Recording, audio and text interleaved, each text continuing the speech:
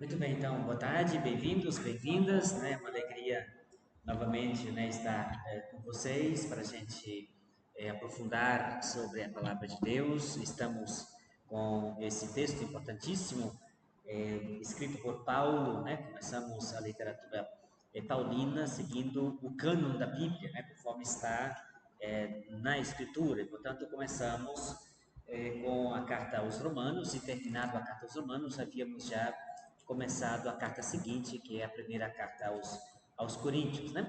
Então, retomo brevemente, né, o que a gente conversou no encontro precedente, né? Corinto é uma grande cidade, provavelmente uma das maiores, né, cidades do Império Romano na época de Paulo.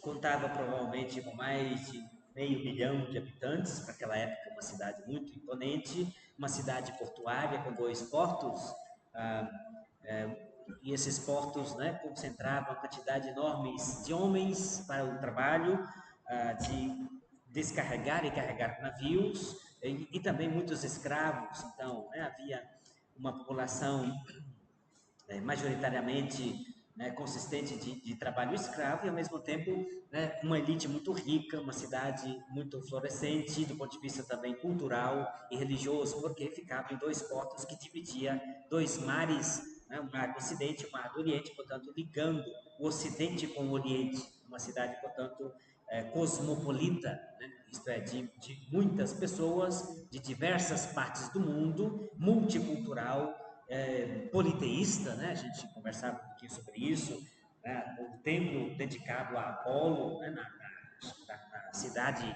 de baixo, né? Depois uma cidade chamada Acrocorinto, mais nas alturas, com um templo dedicado a Afrodite, né?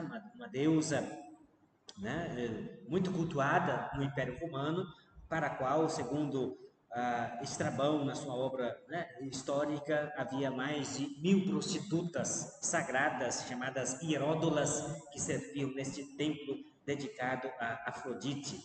É uma cidade muito rica, né, ao mesmo tempo com muita pobreza e né, com uma elite religiosa e cultural e econômica muito forte. Paulo aí passa na sua primeira viagem missionária, funda uma igreja, conforme a gente viu nos Atos dos Apóstolos, funda, portanto, uma comunidade eclesial para ser um núcleo de evangelização, para espalhar o evangelho para o restante da cidade, mas acaba tendo que sair da cidade às pressas e continuará o contato muito intenso com esta igreja através das suas cartas. Então, na nossa Bíblia, a gente tem duas cartas que Paulo escreveu a Corinto, né, a igreja de Corinto. A primeira carta aos Coríntios e a segunda carta aos Coríntios. Mas, como a gente viu no encontro precedente, Paulo escreveu mais cartas, ao menos mais duas, que se perderam. Né? Na primeira carta aos Coríntios, capítulo 5, Paulo fala de um assunto que ele já escreveu numa carta precedente, né? O capítulo 5, versículo 9, eu vos escrevi em minha carta. Então, nessa primeira carta aqui, ele fala de uma outra que já escreveu, que, né, como a gente sabe, ah, desapareceu, não chegou até nós.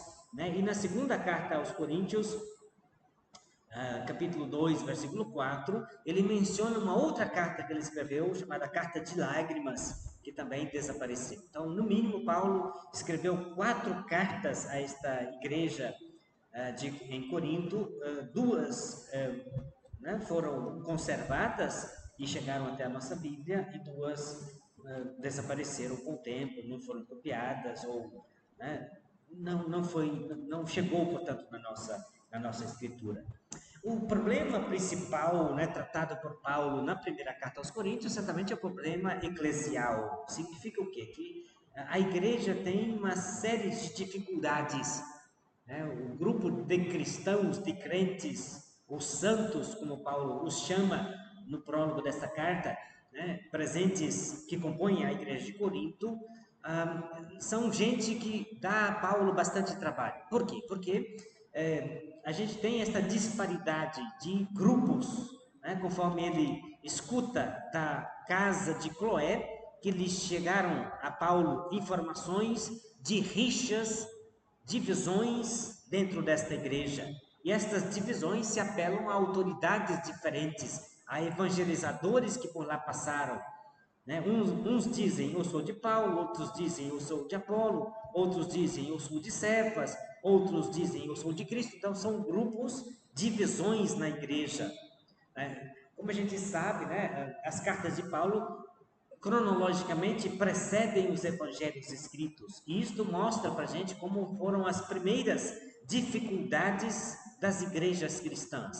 E uma delas, né, muito vivas, uma das dificuldades muito difíceis de solucionar foram estas divisões, esses grupinhos, né, gente dentro da igreja que se achava mais importante do que outros grupos e inclusive se apelavam a, né, patronos, né, superiores ou apóstolos ou a representantes de apóstolos que fossem mais importantes do que outros. Então essa foi uma grande dificuldade que Paulo lidará, né, um problema que Paulo, portanto, procurará solucionar nessa primeira carta aos Coríntios. A segunda carta aos Coríntios, a gente vai ver mais para frente, né, o problema será outro, problema mais grosso, mais difícil talvez, é que Paulo vai combater, por assim dizer, aquilo que ele chama de os superapóstolos, né, que desautorizam as credenciais apostólicas de Paulo. Mas isso a gente vai ver um pouco mais na segunda carta. A primeira, portanto, é esse o problema de divisões eclesiais. E é interessante, né, que Paulo não responde diretamente dizendo, gente, não é assim a situação, né? Não importa quem evangelizou, vamos ser mais unidos. Ele poderia escrever uma paginazinha, né, puxando a orelha do pessoal. Não, Paulo aproveita a ocasião para fazer uma importante reflexão eclesiológica. Quando a gente fala de eclesiológica, essa palavra vem de eclesia. Eclesia significa igreja. Então, é uma oportunidade quando a gente estuda e lê e medita a primeira carta aos Coríntios, é uma oportunidade para a gente entender como, desde as origens do cristianismo, se entende o mistério da igreja. Que a igreja não é simplesmente uma associação, uma ONG, né, ou um clube, né, na qual as pessoas se associam e mais ou menos têm interesses em comum, mas é uma realidade que é profundamente enraizada no mistério de Cristo. Paulo vai começar a responder a este problema de divisão na igreja de Corinto, fazendo uma reflexão cristológica.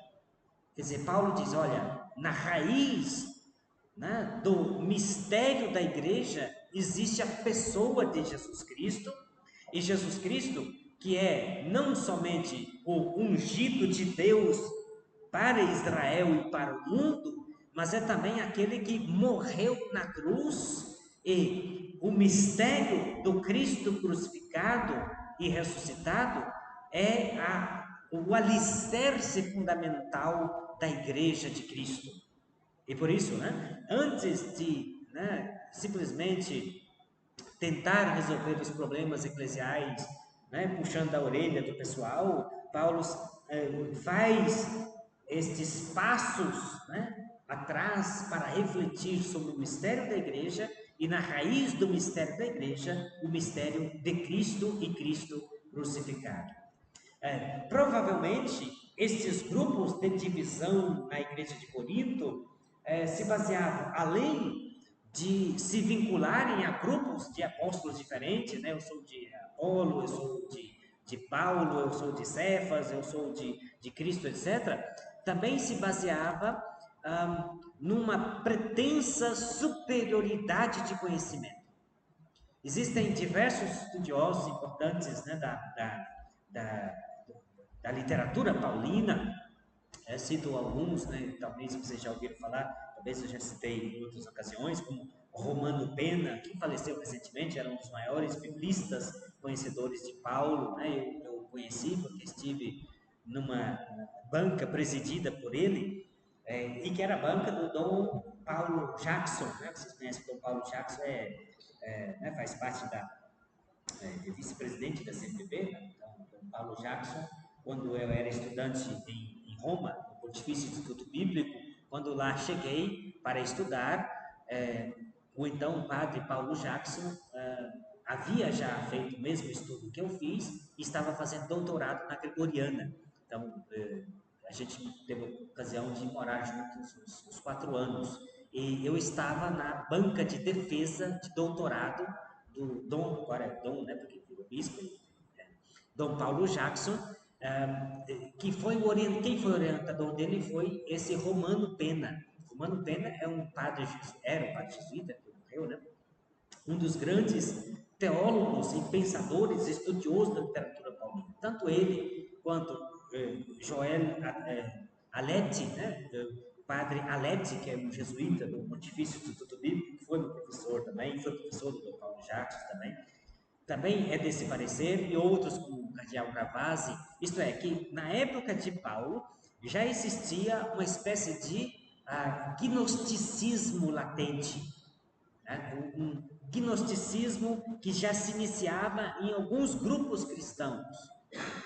Por que disso? Por que eu estou mencionando isso? Porque o gnosticismo a gente conhece como uma das primeiras heresias dentro do cristianismo católico. O maior, quer dizer, o documento mais importante para a gente conhecer o gnosticismo é do segundo século depois de Cristo, escrito, né, por Santo Irineu de Leão, que escreveu uma obra chamada Contra os Hereges. Nesta obra ele faz, né, um elenco das diversas heresias dos inícios do cristianismo. Heresias é um desvio, né, um erro a respeito da doutrina cristã.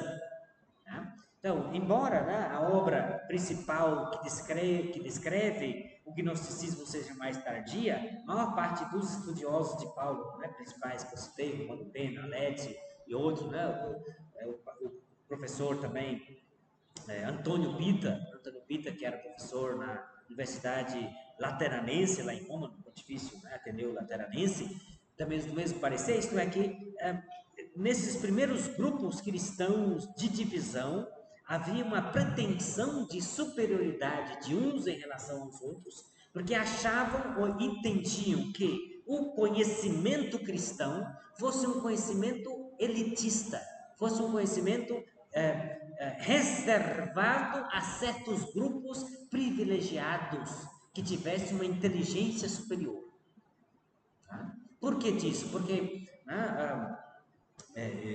a igreja, a cidade de Corinto, tinha também alguns grupos que foram influenciados por filosofias místicas orientais desta natureza, que era um conhecimento místico privilegiado. Então, os chamados gnósticos eram aqueles que tinham um conhecimento secreto revelado por Deus só a eles, e eles, portanto, eram os únicos capazes de, né, selecionados para a salvação.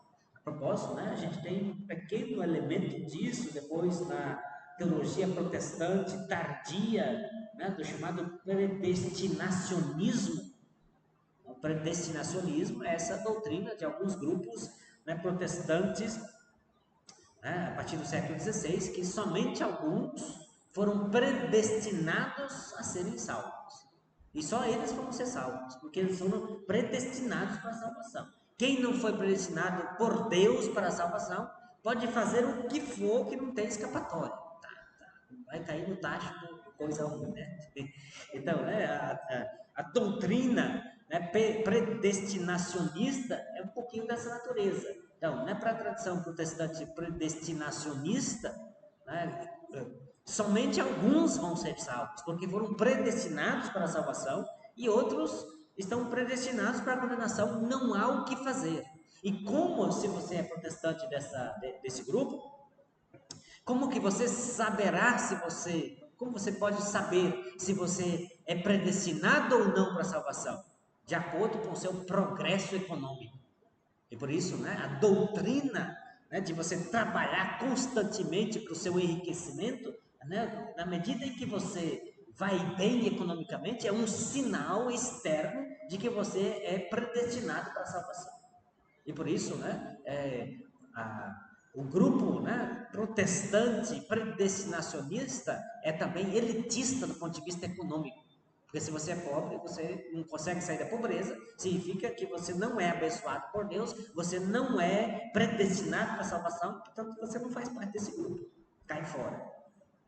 Então, o grupo, portanto, né, a raiz mais longínqua do gnosticismo se parece um pouco com isso, só que vinculado não tanto a uma determinação de Deus que lhe separa para a salvação, mas um grupo separado por Deus que é privilegiado de um conhecimento.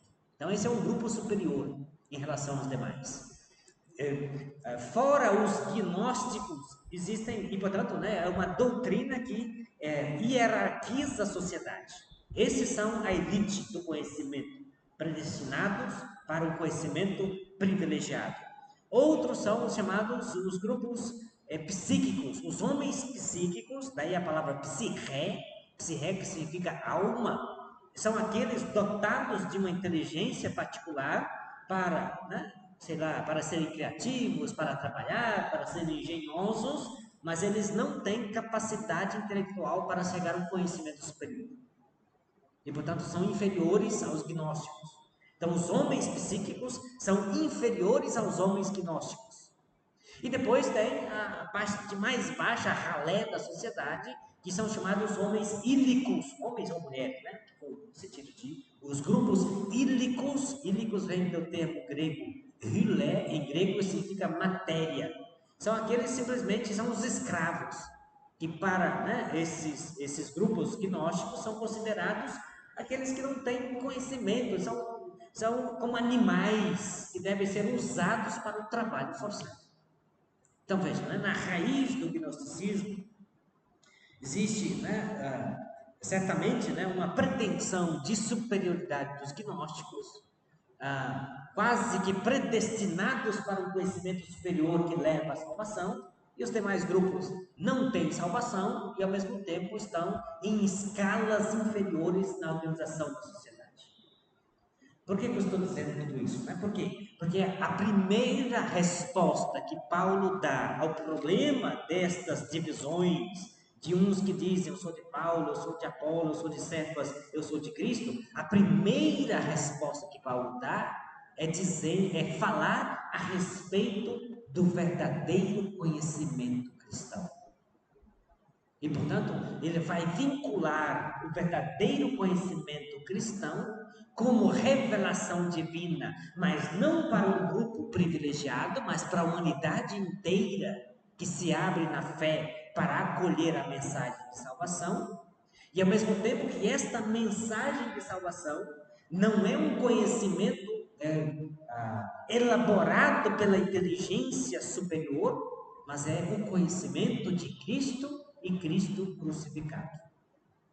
Então, né, é importante entender por que Paulo, diante dessas, né, divisões dentro da igreja, vai falar de conhecimento. E especificamente vai falar do conhecimento cristão em oposição ao conhecimento humano. Exatamente porque ele está diante, né, de divisões na comunidade, trazendo uma reflexão, vinculando-se ao mistério de Cristo crucificado, como fonte de verdadeiro conhecimento que traz a salvação. Então é por isso que, se você abrir a sua Bíblia, lá no capítulo 1, primeira carta aos Coríntios, né, Paulo vai responder, a sua primeira resposta, né, capítulo 1, versículo 18, com efeito, a linguagem da cruz é loucura para aqueles que se perdem, mas para aqueles que se salvam, para nós é poder de Deus. Onde está o argumentador desse século? No versículo 20. Deus não tornou louca a sabedoria desse século? Então, a sabedoria deste mundo, como diz Paulo, é uma sabedoria que Deus tornou ignorância, porque a sabedoria desse mundo não é uma sabedoria que traz a salvação. Então, né? Veja, isso é tão importante a gente pensar como que Paulo, né, argumentou dessa forma E o quanto é importante esse tipo de reflexão hoje. Não só na época de Paulo, como hoje. As pessoas que são consideradas ah, intelectualmente superiores, e é natural, né? Tem pessoas que são mais inteligentes do que outras. Eu conheço pessoas que são muito mais inteligentes do que eu, né? Que têm uma capacidade, né? Se eu penso, por exemplo, né, nos meus grandes mestres, meus professores, são gente que eu não chego nem aos pés. Por quê? Porque eles têm uma vida de estudo constante. Os meus professores, como eu já mencionei para vocês, né? O orientador da minha dissertação, quando eu era estudante em Roma, dava aula das 10 às 11 da manhã, né? Ele vivia na biblioteca. Quando eu estava escrevendo a minha dissertação, terminei todas as matérias, fui escrever a minha dissertação, eu morei na biblioteca do Instituto todos os dias. Né? Eu chegava lá, né, 7 horas quando abria a biblioteca, e só saía às 6 horas da tarde. Por quê? Porque eu estava, né, só lendo para poder escrever a minha dissertação. E a mesinha a mesa do meu professor orientador era do meu lado. Ele era professor lá, morava lá, pesquisava, estudava. Então eu chegava lá, ele já estava sentado lá. Eu já tinha terminado as minhas disciplinas. Quando chegava às 10 horas, quando ele tinha aula, faltando 5 minutos ele levantava, porque era só atravessar o corredor, né? Ele ia para dar a aula dele. Faltando 10 minutos ele levantava e ia para dar a aula dele. Terminava às 11 horas. Quando era 11h10 ele sentava lá de novo. Voltava e sentava lá. Ele saía 1 hora para o almoço, em ponto, voltava e sentava. Eu saía às 6 horas da biblioteca e ele estava lá.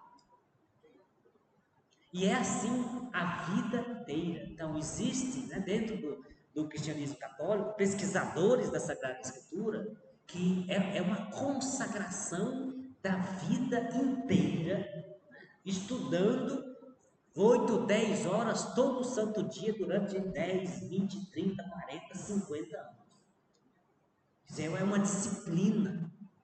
Né, a capacidade intelectual e o volume de conhecimento que cada um desses professores tem é fora do que vocês não têm ideia. É quando a gente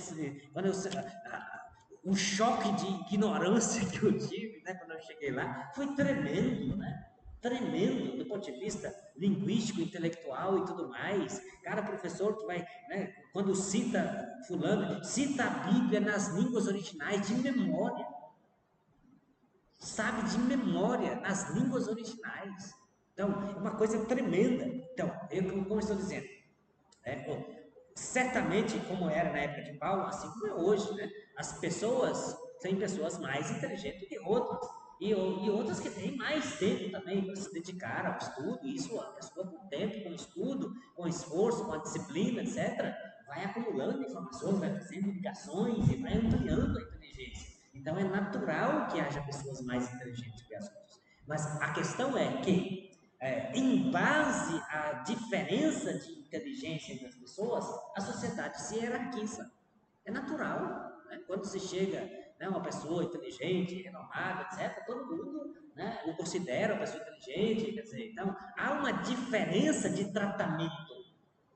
Então, Paulo, simplesmente nessa carta aqui, está dizendo: olha, existe uma inteligência, uma sabedoria do mundo, e existe uma sabedoria que é acúmulo de conhecimento, de informações, de cultura, mas isso nada contribui para a salvação.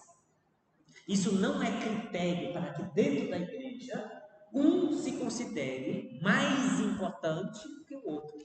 Porque diante, né, no caminho da salvação, a sabedoria do mundo não salva ninguém.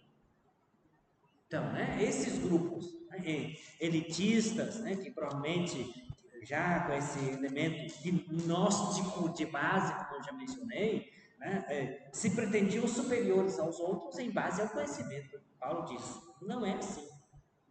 E desde as origens do cristianismo, dentro da igreja, a maior parte dos cristãos não são grandes intelectuais. E Paulo falará disso, quer dizer, Paulo fará.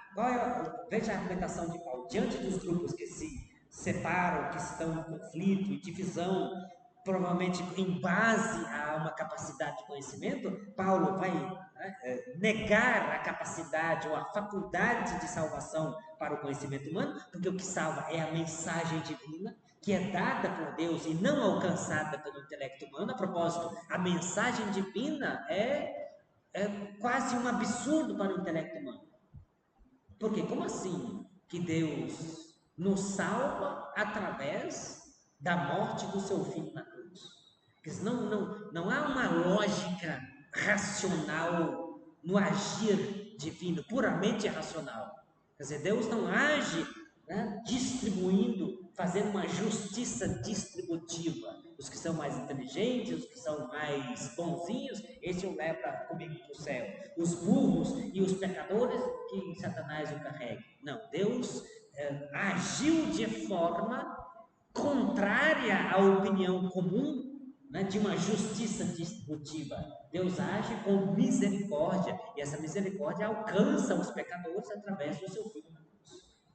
Então, veja que as pretensões de superioridade de um grupo em relação ao outro, em base a um conhecimento intelectual superior, para Paulo não tem nem fundamento, porque Paulo confronta isso, compara isso com a mensagem cristã, e a mensagem cristã é de outra natureza, é de uma doação total de Deus por meio do seu Filho que morre na cruz.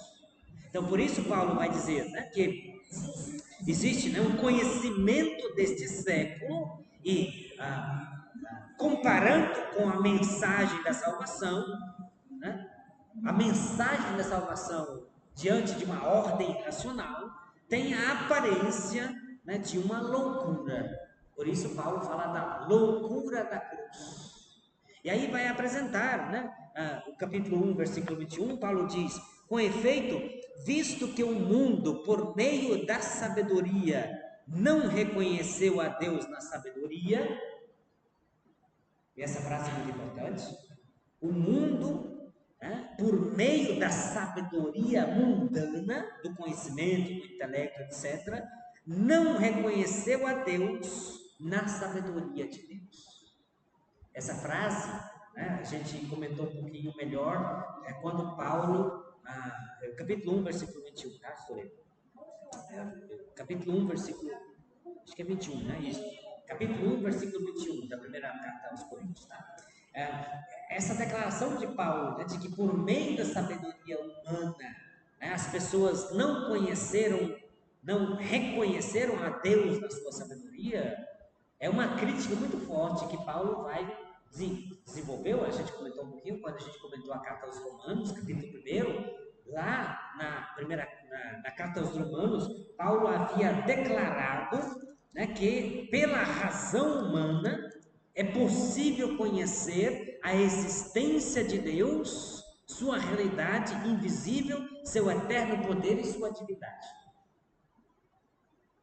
E mesmo assim, né, os gentios, com a razão humana, podendo chegar ao conhecimento de Deus através da criação, da beleza e da ordem da criação, não foram capazes disso, porque a sua inteligência humana foi embotada, foi apagada, foi, né, encardida ou diminuída na sua faculdade por conta da idolatria. A idolatria, portanto, né, é como um apagar da luz da razão natural e não permite o conhecimento da existência de Deus, né, da sua invisibilidade, da sua existência, do seu poder e da sua divindade. Então vejam, né, aqui na primeira carta aos Coríntios, Paulo então faz essa declaração que por meio da sabedoria deste mundo, a humanidade não conheceu a Deus na sabedoria de Deus, exatamente por conta disso, Deus não simplesmente, bom, vocês são ignorantes mesmo, burro, né, vocês deveriam, né, pela capacidade da razão, chegar ao conhecimento de Deus, da sua existência, do seu poder, etc., mas não fizeram, então que o diabo carregue. Não, Deus age de outra forma. E aí a segunda parte do capítulo 1, versículo 21, diz assim, ó: aprove a Deus, pela loucura da pregação, salvar os que creem. Então, aprove a Deus salvar os que creem, e não salvar os que são inteligentes. Então, o que interessa, né, a base da salvação, né, e portanto, não é a base da salvação, não é a inteligência humana, mas a fé que acolhe a mensagem da pregação, e essa pregação que é uma pregação da loucura da cruz de Cristo.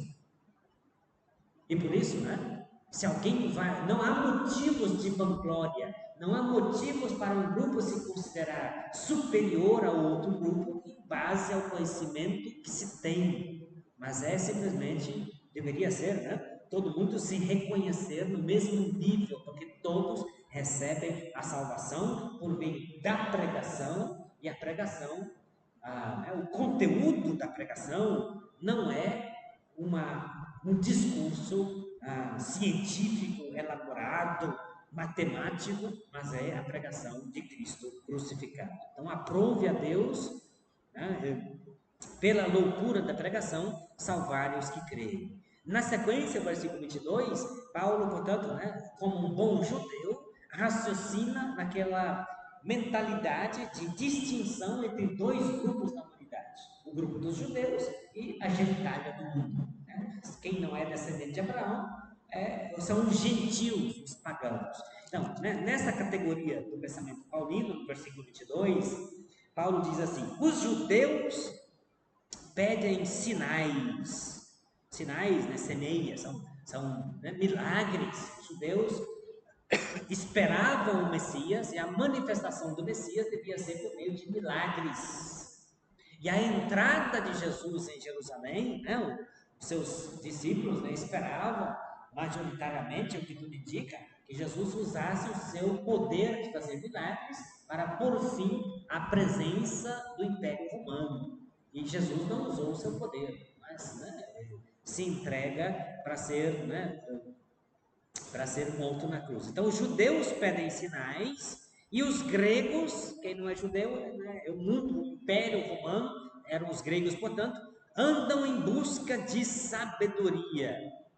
Então, né, são os dois grandes grupos, judeus de um lado e gregos ou gentios ou pagãos de outro. Nós, porém, diz Paulo, anunciamos Cristo crucificado, que para os judeus é escândalo e para os gentios é loucura. Então, né, a loucura da pregação, né, a pregação que não é uma resposta, portanto, o conteúdo da mensagem cristã, paradoxalmente, isto é, contrário à expectativa, contrária à opinião geral das pessoas, não é nem para satisfazer os judeus que esperam por milagres e sinais, e nem para satisfazer a busca, né, por um sistema ordenado de pensamento como eram os gregos, mas é a loucura da cruz.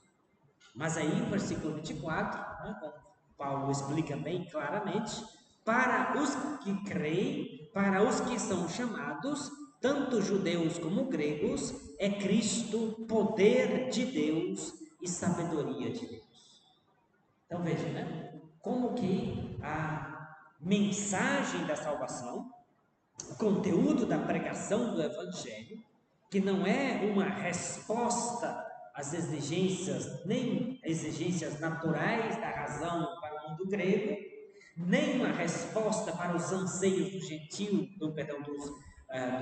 dos judeus que pedem milagres, né?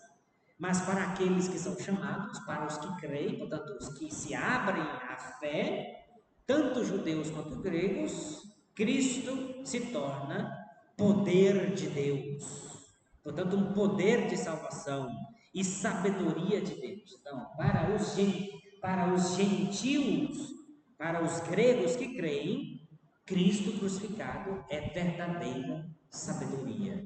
E para os judeus que creem em Jesus Cristo, o Cristo crucificado se torna poder de Deus para a salvação. Então veja como que o ressuscitado é a resposta. O Cristo crucificado e ressuscitado é a resposta para toda a humanidade.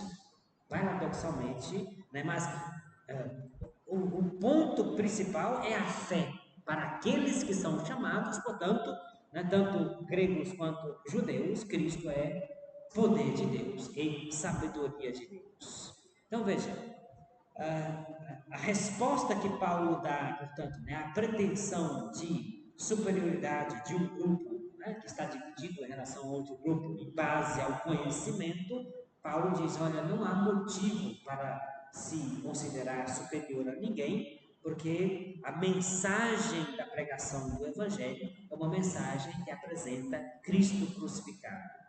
E não há motivos para se vangloriar na cruz, a não ser na cruz de Cristo. E, portanto, né, a cruz de Cristo que se torna um ponto central através do qual se possa compreender o mistério da igreja. Então, né, diante do problema da igreja, problema de divisão eclesial, Paulo dá uma primeira resposta, que é a resposta da verdadeira sabedoria que provém do Cristo crucificado. Interessante isso, né? E, portanto, Paulo começa uma reflexão de base chamada cristológica, isto é, evocando o mistério do Cristo crucificado. Essa é a primeira resposta. Portanto, a mensagem cristã, o Evangelho, portanto, né, é conflitante com a sabedoria humana, ou a sabedoria mundana.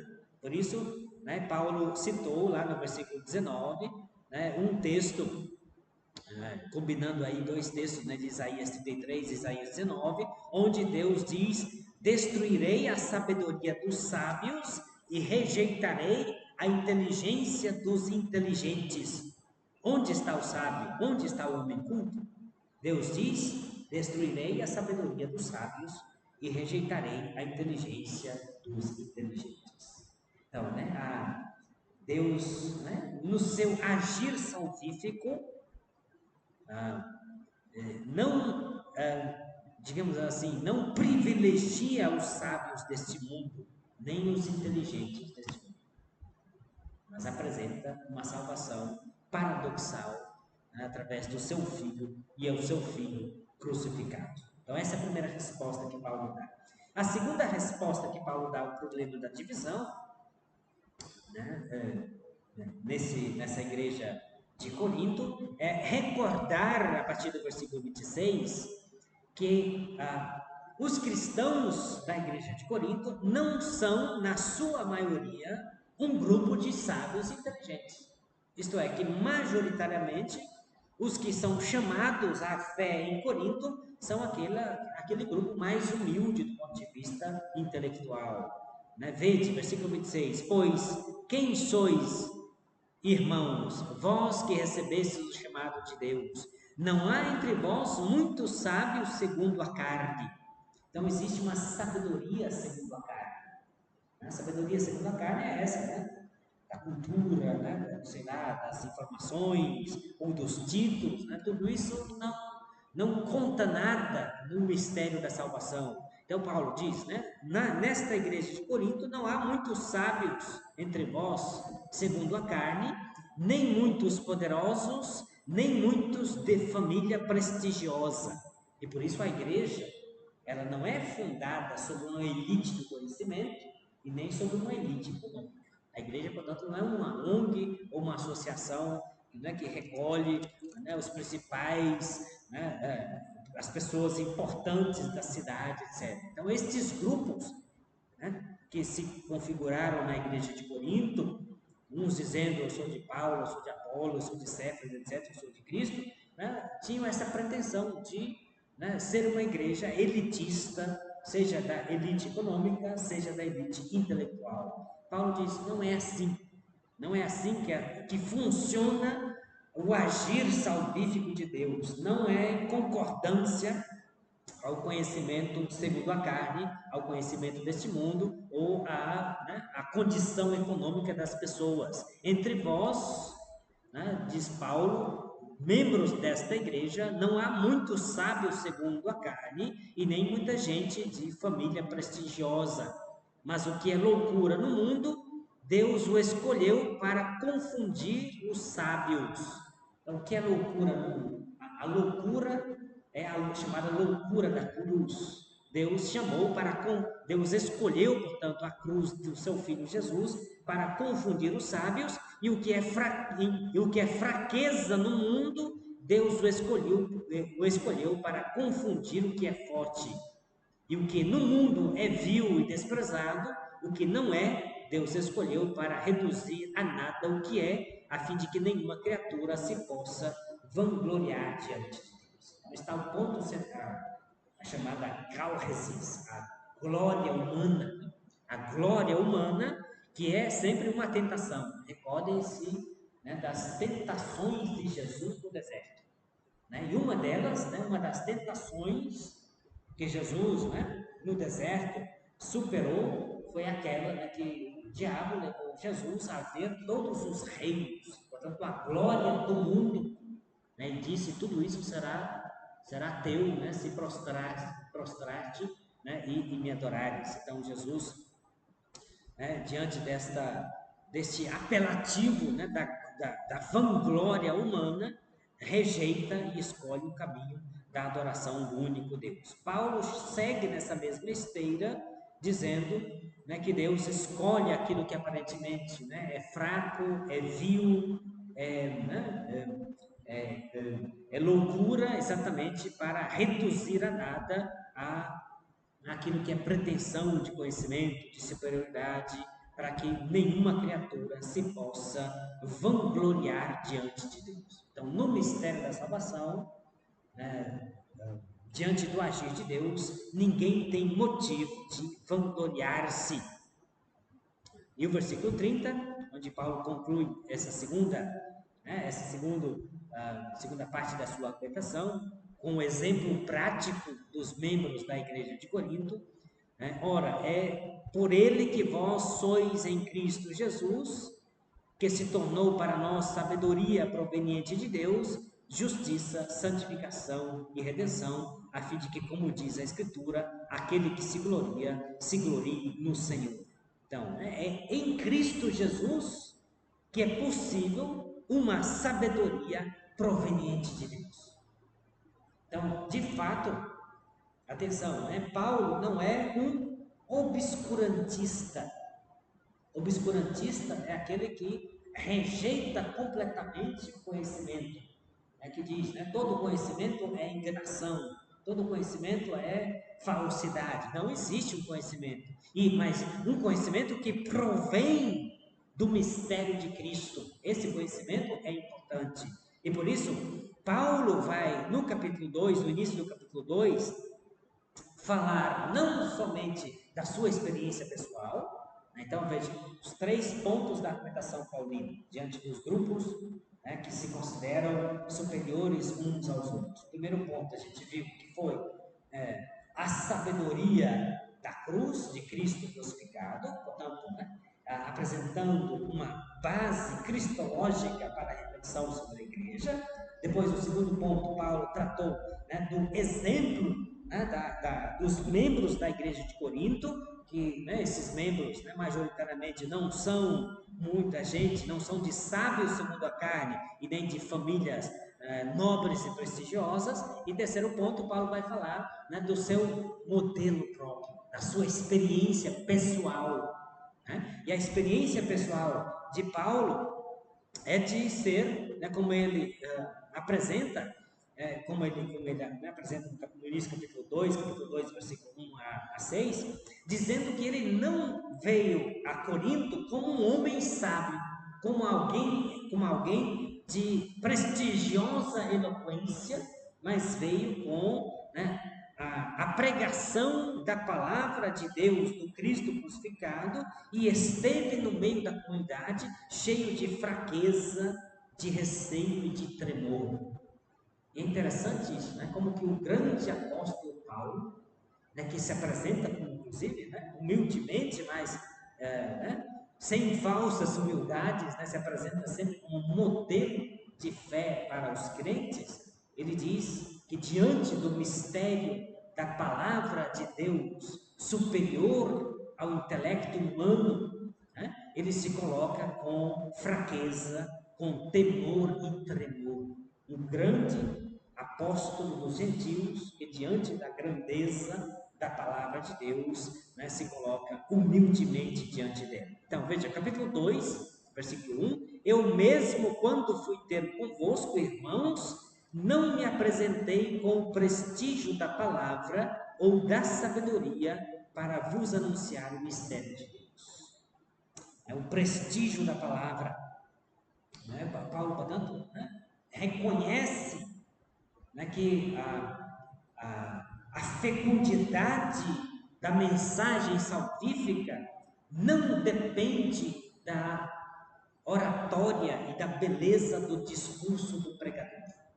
A propósito, né, eu já mencionei para vocês, né, aqui, comentei um pouquinho, né, no ponto precedente, esse grupo que dizia, né, eu sou de Apolo. Apolo era um grande orador, um pregador, né, de uma eloquência tremenda, um profundo conhecedor do Antigo Testamento, e que, do ponto de vista meramente humano, era muito superior a Paulo na eloquência, no discurso, né, na elaboração né, das palavras, né? E, portanto, Paulo, humanamente, poderia ter, né, motivos para ter ciúmes do Apolo, né, do apóstolo, né, do pregador, né, não era apóstolo, mas do pregador Apolo. E é interessante, né, que Paulo não faz isso. Paulo, né, veremos, sobretudo no início do capítulo 3, quando de novo ele vai. Isso, né? Apolo, né? Paulo encontrou-se com Apolo, né, nos Atos dos Apóstolos, capítulo 18, né? Então, Atos dos Apóstolos, capítulo 18, descreve um pouquinho mais sobre Apolo, que era um judeu de uma grande oratória grega, formado na arte da retórica, e, portanto, né, que encantava multidões pela sua potência no discurso. Então, do ponto de vista de fazer uma pregação bonita, Apolo era muito superior a Paulo, apóstolo. Não tem muita coisa, né? Mas né, o que a gente tem, né, aqui, né, o grupo que é de Apolo, etc. Depois do capítulo 3, Paulo vai dizer, né, que tanto ele, Paulo, quanto Apolo estão no mesmo nível diante do trabalho da evangelização, que ambos são colaboradores de Deus na obra da salvação. E, portanto, cada um, segundo o dom recebido de Deus, colabora para a edificação da igreja. Né? E mais, na segunda carta aos Coríntios, Paulo enviará Apolo de novo à igreja de Corinto. É impressionante isso, né? Porque Paulo poderia, diante desses grupos que se apelam a uma autoridade, né, e uma beleza do discurso de Apolo para se considerar superior, Paulo humanamente poderia ter ficado com ciúme, né? Dizer, não, já que está surgindo grupinhos lá vinculados a Apolo, melhor eu mandar mais Apolo. Não, Paulo manda Apolo tranquilamente. Paulo não tem nenhuma pontinha sequer de ciúme de Apolo, mesmo sabendo que Apolo, do ponto de vista meramente humano, tem uma capacidade de discurso, de oratória, de convencimento superior a Paulo. Por quê? Porque Paulo mostra muito claro nessa primeira carta que não é a beleza do discurso que resulta no melhor efeito de salvação. A propósito, que é, né, a dureza do discurso cristão, que é contrário às expectativas da razão humana, que uma vez acolhido na fé é que traz o efeito salvífico. Por quê? Porque, né, o discurso da pregação cristã, ele é uma loucura para o mundo, porque apresenta no seu núcleo o Filho de Deus crucificado na cruz como o Salvador da humanidade. Como que um crucificado pode ser o Salvador da humanidade? Então esse era digamos assim, né, era o ponto mais difícil para quem estava, né, para os primeiros apóstolos que estão anunciando a salvação por meio de Jesus Cristo. O ponto mais difícil de apresentar era a questão do Salvador apresentado ter morrido na cruz. Tanto para o mundo judaico quanto para o mundo pagão, gentílico.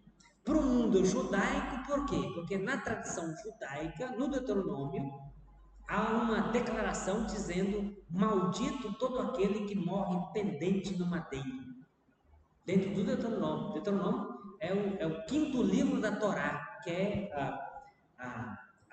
digamos assim, né? A centralidade da escritura para a tradição judaica. Então, o que está escrito na Torá era inquestionável para o judeu.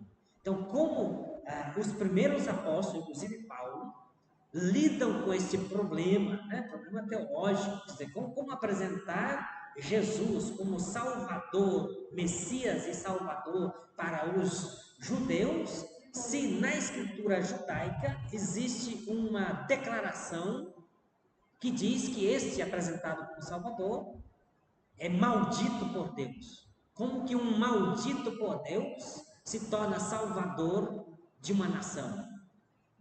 E Paulo, na carta aos Romanos, né, tratou um pouquinho disso, dizendo: Deus o fez maldição por nós. Então, não somente, né? Então, Paulo não tem dificuldades em, não vamos esconder, né? Vamos apresentar somente a mensagem de Jesus, esconder essa manchazinha, né? Digamos assim, né? Na biografia de Jesus, o fato de ele ter morrido na cruz, porque isso causava muita dificuldade. Então, para o mundo judaico e para o mundo pagão, também o fato de Jesus ter morrido na cruz causava dificuldade. Quer dizer, como apresentar? Porque no mundo fora do judaísmo, sobretudo a elite intelectual esperava um sistema de pensamento coerente e lógico, mas não tem lógica, não tem coerência numa salvação que é feita por alguém morto na cruz. Então, veja, né? E a propósito, né, Paulo não esconde isso e diz que, embora os judeus pedem sinais como credencial para um salvador dos judeus, e embora os pagãos, os gentios, os gregos, pedem, esperam um discurso racional, coerente e ordenado para poder acreditar segundo os critérios da razão, o que Deus apresenta é o contrário de tudo isso, que é Cristo crucificado. Mas, curiosamente, tanto gentios, pagãos, quanto judeus que são escolhidos e que acreditam em Cristo crucificado como Salvador da humanidade, para este Cristo se torna, na verdade, tanto poder, o grande milagre de Deus, oferecido para Israel, quanto uma verdadeira sabedoria superior à sabedoria humana para os gentios. Então, paradoxalmente, paradoxa é a opinião, é contrário à expectativa, opinião. Então, Deus não responde à expectativa humana, porque Deus tem, e aqui Paulo se assenta muito fortemente no Deuteronômio, no qual Deus diz, os meus pensamentos, ou Isaías, os meus pensamentos não são os vossos pensamentos. Quanto distam o céu acima da terra, assim estão os meus pensamentos acima dos vossos pensamentos. Então Deus não age para satisfazer a inteligência humana, porque segundo os critérios da inteligência humana existiria, portanto, uma justiça distributiva e existiria uma organização da sociedade em base a critérios de conhecimento. Mas Deus bota tudo isso por terra. E Paulo aqui cita Isaías dizendo, onde Deus diz: destruirei a sabedoria dos sábios e rejeitarei a inteligência dos inteligentes. Mas não obstante Deus destrua a sabedoria dos sábios e rejeita a inteligência dos inteligentes, para estes sábios e inteligentes que aceitam, e também para quem não é sábio e não é inteligente, e que aceita o mistério do Cristo crucificado e ressuscitado como Salvador da humanidade, Deus os constitui como os verdadeiros sábios, Porque o agir de Deus no Cristo crucificado é uma ciência superior à inteligência humana. E por isso eu disse, né? Paulo não é um obscurantista, porque para ele, né, existe uma sabedoria superior. Capítulo 2, versículo 6, Paulo diz exatamente isso. No entanto, é realmente de sabedoria que falamos entre os perfeitos. Então, né, existe uma verdadeira sabedoria entre os perfeitos. Falamos de sabedoria. Então, existe uma sabedoria cristã, existe uma sabedoria que provém do Cristo crucificado. Tá? Mas antes de chegar no capítulo 2, versículo 6, eu queria só comentar, né? Essa ideia de Paulo, né, que diz: estive entre vós, no capítulo 2, versículo 3, estive entre vós cheio de fraqueza, receio e tremor. Minha palavra e minha pregação não tinham nada, não tinham nada da persuasiva linguagem da sabedoria, mas era uma demonstração de poder, né, de espírito e de poder, a fim de que a vossa fé não se baseie sobre a sabedoria dos homens, mas sobre o poder de Deus. Então a fé não se baseia na sabedoria ou na eloquência humana, mas se baseia na mensagem, né, centralizada na pregação de Cristo crucificado. Então Paulo diz, né? Eu também não sou um eloquente, também não sou um sábio, né, segundo os critérios desse mundo, mas trago uma verdadeira sabedoria que brota do Cristo crucificado. E aqui Paulo, né, usa essa expressão, né, cheio de temor e tremor. Minha Bíblia diz receio e tremor, né, mas temor e tremor, a propósito, né, o título, né, de um comentário interessantíssimo, né, comentário escrito sobre Gênesis 22, um filósofo dinamarquês que escreveu Temor e Tremor, né? Então, mas Paulo aqui, que seja como for, né, que se coloca como alguém que não é, né, que tem uma eloquência superior, que tem uma filosofia. Portanto, o cristianismo não é um sistema filosófico, né, intrincado, elaborado, difícil de entender, mas é um mistério apresentado para ser acolhido na fé. E por isso, a doutrina, a mensagem cristã não é para uma elite intelectual, mas é para a humanidade inteira, né, que precisa simplesmente acolher essa mensagem na fé. Mas, não obstante tudo isso, a mensagem cristã é uma verdadeira sabedoria, a sabedoria da cruz de Cristo. Então, capítulo 2, versículo 6, é realmente de sabedoria que falamos entre os perfeitos, sabedoria, né, que não é deste mundo, nem dos príncipes deste mundo, votados à destruição. Ensinamos a sabedoria de Deus, misteriosa e oculta, que Deus, antes dos séculos, de antemão, destinou para a nossa glória. Nenhum dos príncipes deste mundo a conheceu, pois se a tivessem conhecido, não teriam crucificado o Senhor da glória. Não existe realmente, né, uma sabedoria cristã. E eu só quero comentar nesse versículo 6, porque no capítulo 2, que Paulo diz aqui, né? Não no entanto, é realmente de sabedoria que falamos entre os perfeitos. O que significa ser perfeito no pensamento paulino? É interessante, né, essa ideia de perfeito. Como vocês sabem, né? No discurso de Jesus, né, do sermão da montanha, né, Jesus praticamente, né, no capítulo 7, ele vai fazer esta declaração, né, sede perfeitos, né, como vosso Pai Celeste é perfeito. Então, e o texto paralelo de Lucas, né, sede santos, como vosso Pai Celeste é santo.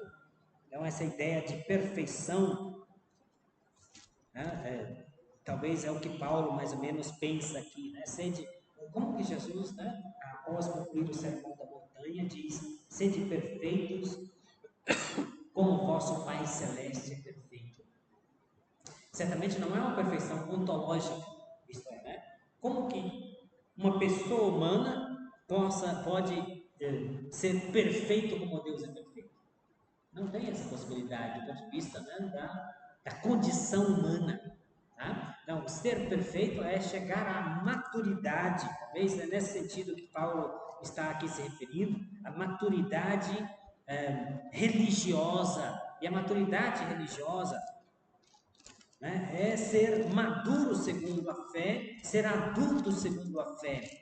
É interessante que Paulo usa essa imagem de ser adulto na fé em oposição a ser criança na fé. O hino da caridade, no capítulo 13, né, da primeira carta aos Coríntios, né, Paulo evoca essa ideia de perfeição, de ser adulto na fé, em oposição à condição de ser criança.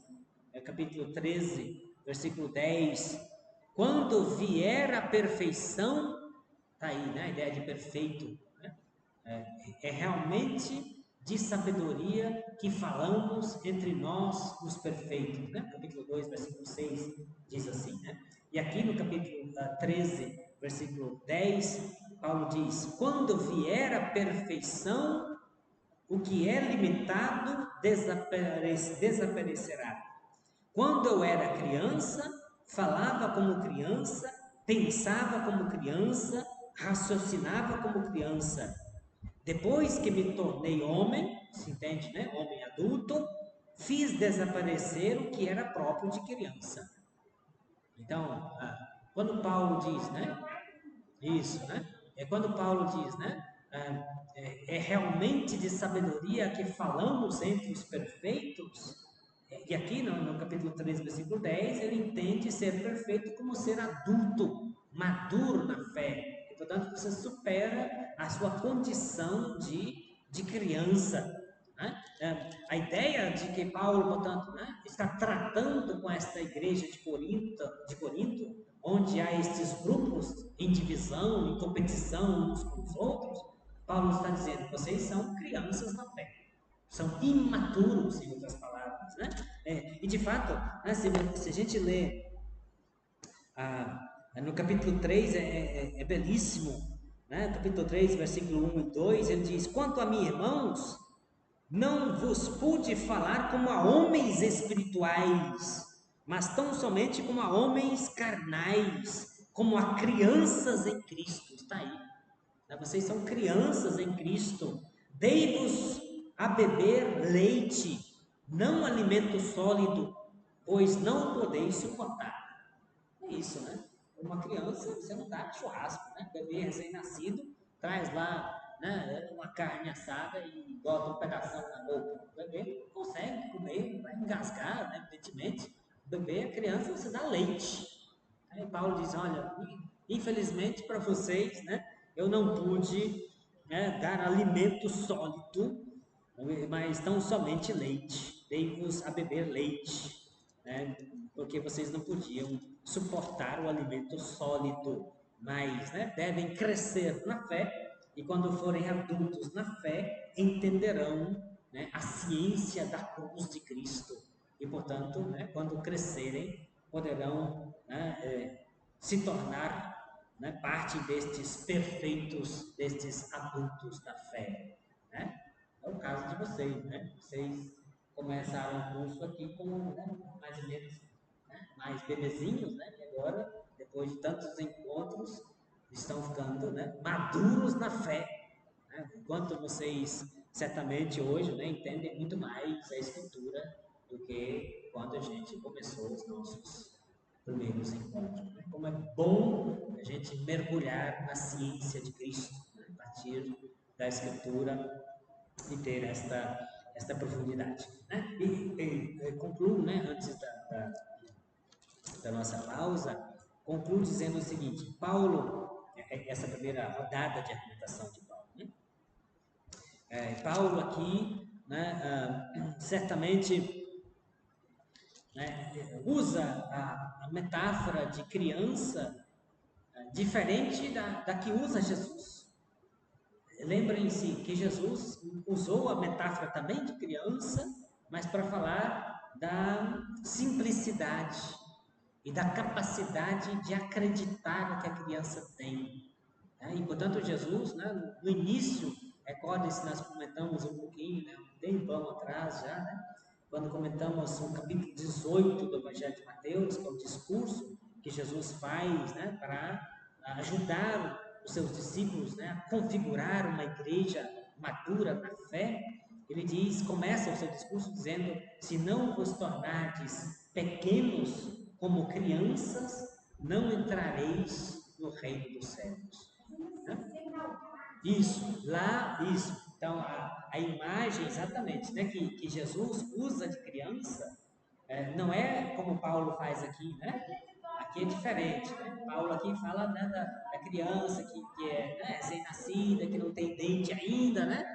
Então, é preciso crescer, amadurecer, né? Para conhecer, né? Para receber e digerir um conhecimento sólido, né? Jesus usa criança numa outra imagem, isto é, né, da simplicidade e da capacidade, né, de encantamento com uma realidade nova. O reino dos céus é uma realidade nova, que não existia antes. Né? E só as pessoas mais simples, como as crianças, né, que são capazes de admiração. Né? Veja como a criança se encanta com uma formiga. Quando, né, você vê uma criancinha encantada com a formiguinha que anda, com uma borboleta que sai, etc. Então, essa capacidade de encantamento, de ver uma beleza, né, que às vezes escapa ao adulto que é contaminado visualmente. Então, a criança tem uma capacidade de encantamento, de admiração, de simplicidade e, sobretudo, de capacidade de acreditar. Né? É impressionante.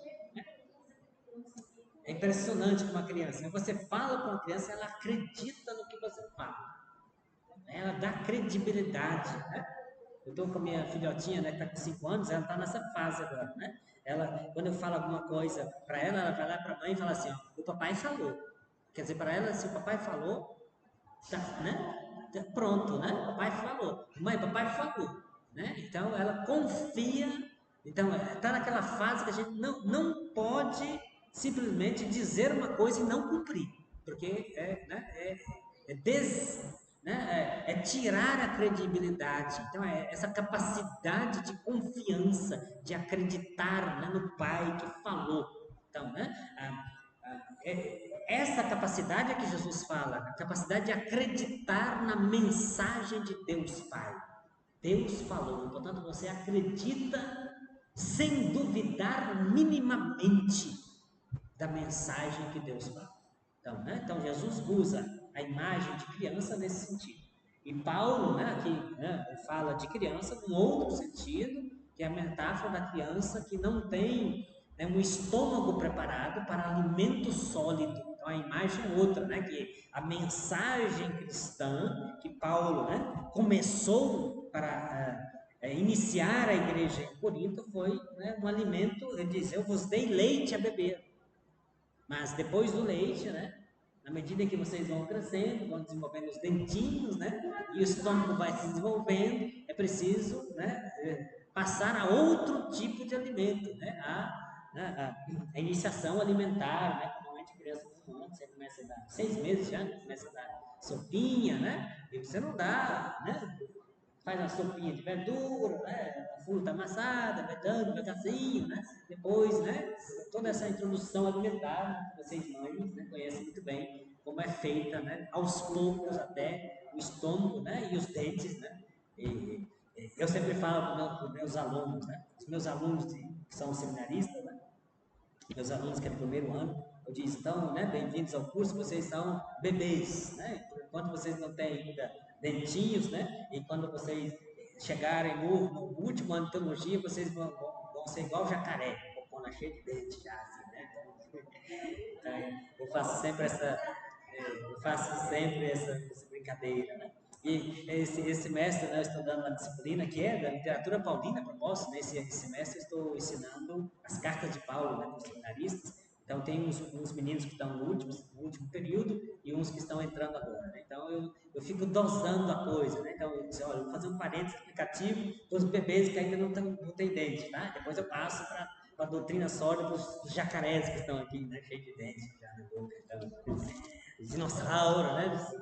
Que já tem, né? Mandíbula forte, né? Eles são, já né? Compreende melhor a escritura. Então, veja, né, essa metáfora de Paulo, né, é muito bonita e rica ao mesmo tempo, e ele conclui, né, no final, né, do capítulo 2, é interessante, né, fazendo esta comparação. Por que eu falei, né, do gnosticismo, né, dos gnósticos, os homens psíquicos, né, e os homens materiais ídicos, né? Porque Paulo usa essa linguagem aqui no final do capítulo 2, né, dizendo, né, que tem uma sabedoria superior de Deus, né, capítulo 2, versículo 11: quem, pois, dentre os homens conhece o que é do homem, senão o espírito do homem que nele está? Quer dizer, né, o mistério, aquilo que se passa no interior de uma pessoa, é só a alma dela que conhece. Né? É só você que sabe os seus sentimentos, né, o seu mundo, a sua vivência de mundo, as suas emoções, os seus traumas, etc. E só você conhece, porque é só a sua psique, a sua alma conhece. E outra pessoa pode conhecer se você revelar isso. Né? E Paulo diz: a mesma coisa, ninguém conhece a Deus senão o Espírito de Deus, que esquadrinha os mistérios de Deus. E portanto, né, o conhecimento de Deus, somente Deus pode dar a conhecê-lo.